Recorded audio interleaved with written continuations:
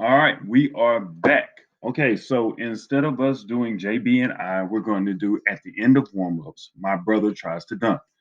It's a lot more colorful language in there. It's a little longer, so hopefully we can get to it.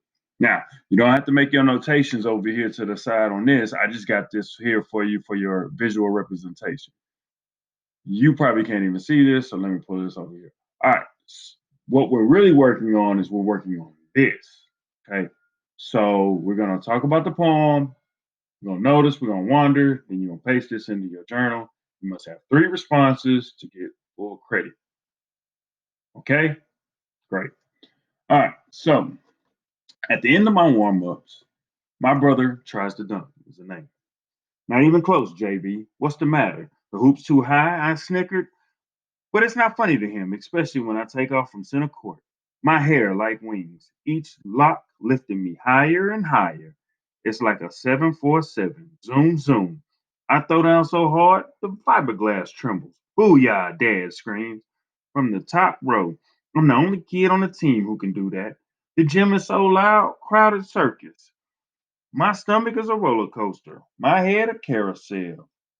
The air heavy with the smell of sweet popcorn and the sweet perfume of my mother's watching son. Our mom, aka Dr. Bell, aka the assistant principal, is talking to some of the teachers on the other side of the gym. I'm feeling better already. Coach calls us in, does his Phil Jackson impersonation. Love ignites the spirit, brings teams together, he says. JB and I glance at each other, ready to burst out laughing. But Vonnie, our best friend, beats us to it. The whistle goes off, players gather at the center circle, dap each other, pound each other. Referee tosses the ball, game on. All right.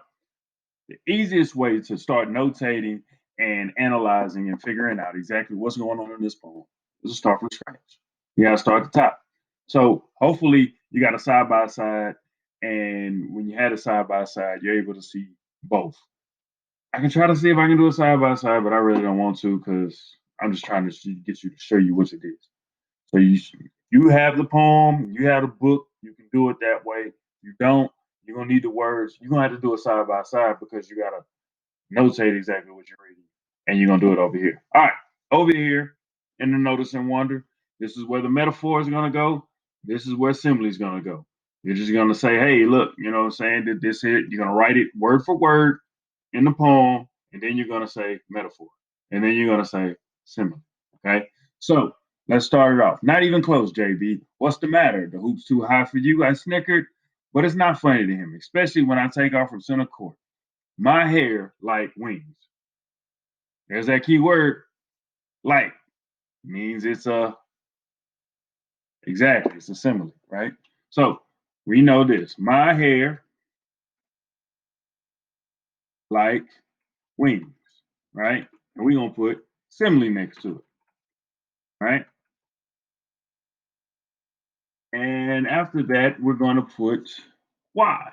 Okay, so we want to know what is being compared.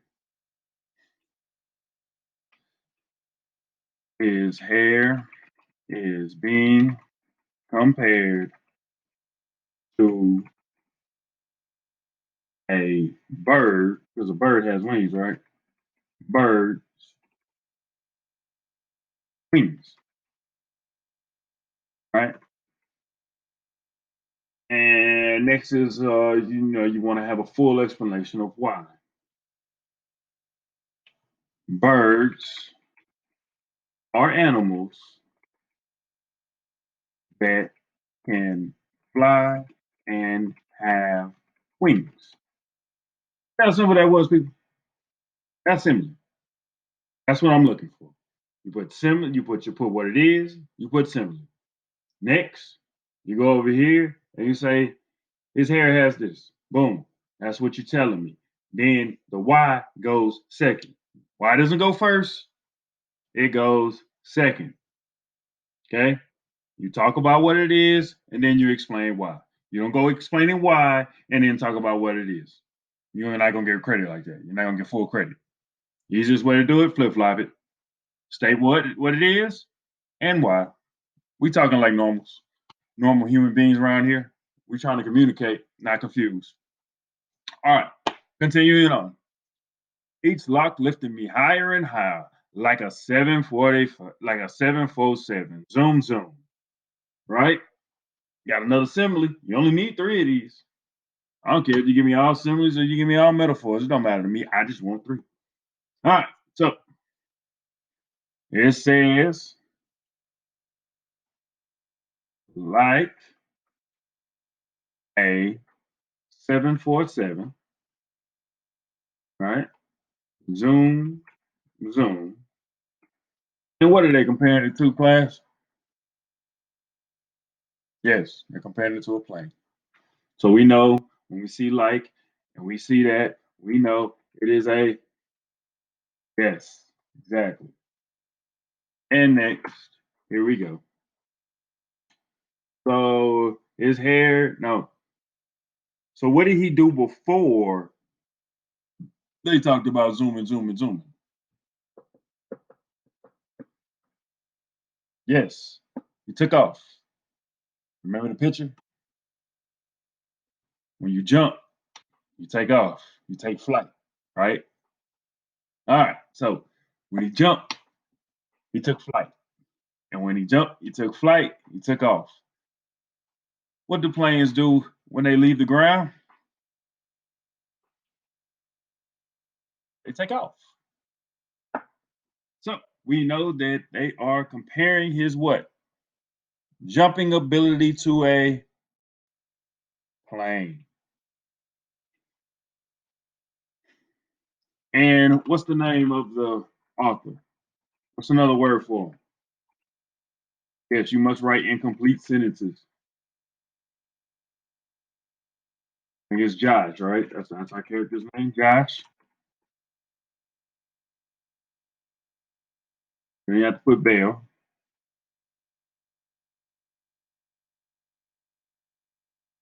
To a 747 plane taking off the runway, right?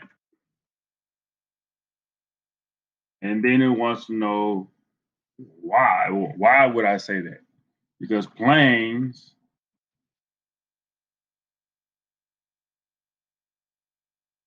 take flight in the air.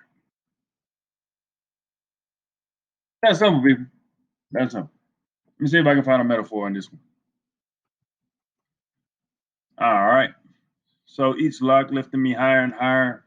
Like a 747, I throw down so hard, the fiberglass trembles. Hmm. I don't know. Looks like we might have found one. All right. So we're gonna say the fiberglass trembles. Right? And the reason why we're gonna say the fiberglass trembles is because we know, and those of you who do not know what a fiberglass is, you can put that in your frame out on your organization and you can look around. But I can tell you this. If you use the context clues around the words, you'll be okay. A whole lot easier. You got fiberglass trembling. You got somebody jumping up, and then he's throwing it down so hard. So that means he's dunking. And fiberglass, that's the backboard. So it's the backboard shaking. All right. So that's why this is a metaphor. Because can the backboard really tremble? No, it can't. It can't shake. It can't tremble. Tremble is something somebody does with emotion. They tremble with fear, right? An animal can tremble with fear. Has to be alive to tremble. Backboard, it shakes. That's it. But colorful language, metaphorically, it trembles. See how it works? All right. So the fiberglass trembles, right? And we know they're talking about something that's scared is what trembles, right? So on this one, they're talking about the effect. The result of Josh's dunk made the backboard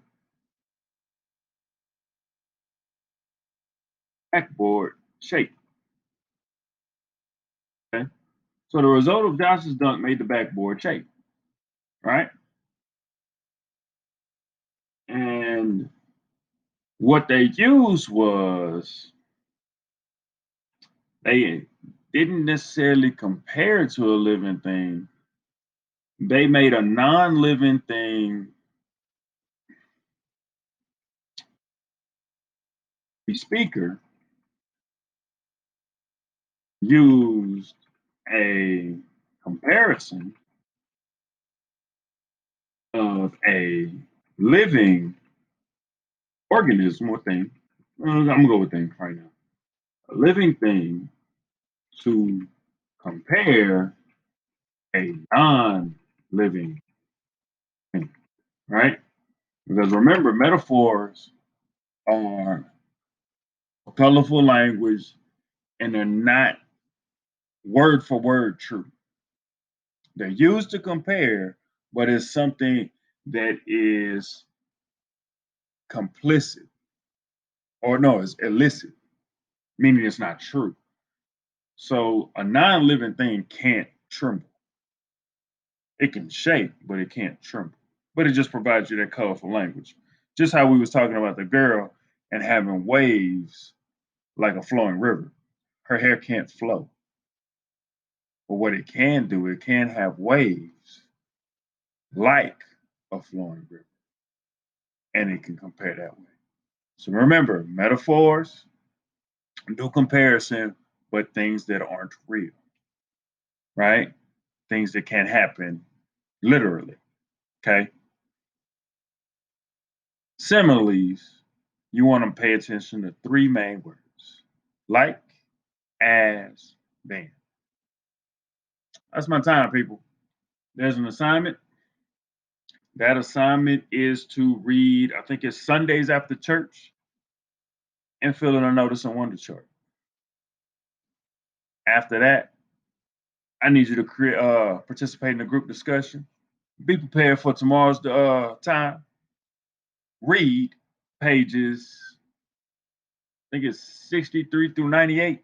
Read those pages. I'm gonna send them to you in a Google slide.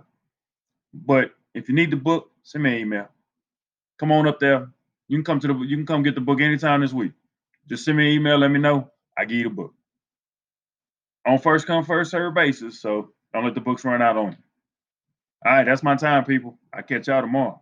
Peace.